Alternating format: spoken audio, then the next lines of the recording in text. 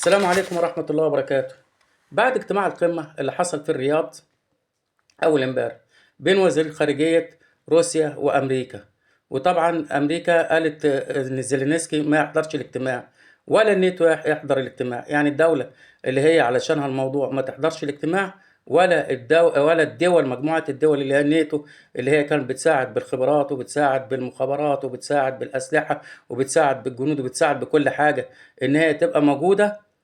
وطبعا كده روسيا كانت حاطة 8 شروط علشان خاطر إنها تقبل المفاوضات، زودت عليهم في الاجتماع ده كمان شرطين. من ضمن الشروط ديت إن زيلينسكي ما يكونش موجود، وطبعا كده أمريكا قالت ماشي، قالت يحصل انتخابات علشان خاطر الرئيس اللي هيجي هو اللي هيتفقوا معاه ويمضي الاتفاق، وإن زيلينسكي أصلا ملوش شرعية ويبقى مش موجود. وافقت امريكا على كده، وتقريبا امريكا واخده روسيا وهما الاتنين واخدين بعضهم كده وهيقودوا العالم. ما تعرفش بقى كده اوروبا بدأت انها تزمزق باجتماع باريس اللي هما كانوا عاملينه. خرجت روسيا والمانيا، وطبعا معاهم انجلترا وايطاليا زعلانين ومش عارفين في ايه، فقالوا لازم يكونوا حلف ويكونوا جيش قوي. وابو حنان قال لهم انتوا عايزين تعملوا جيش على حسابكم، عايزين تحاربوا على حسابكم، يبقى تزود في النفقات الحربية، النفقات بتاعتكم تبقى 2% أو 3% من الناتج القومي بتاع كل دولة. احنا كده مش عارفين الدنيا رايحة فين.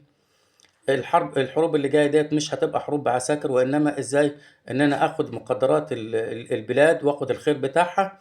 أهم حاجة عندهم طبعا اللي هي المعادن النادرة، اللي روسيا واخدة 70% منها من أوكرانيا، وأمريكا هتاخد 30% بدعوى إنهم ليهم 180 مليار دولار ساعدوا بيهم أوكرانيا في الحرب، فهم هياخدوا بيها المعادن النادرة اللي تقدر بحوالي 10 تريليون دولار.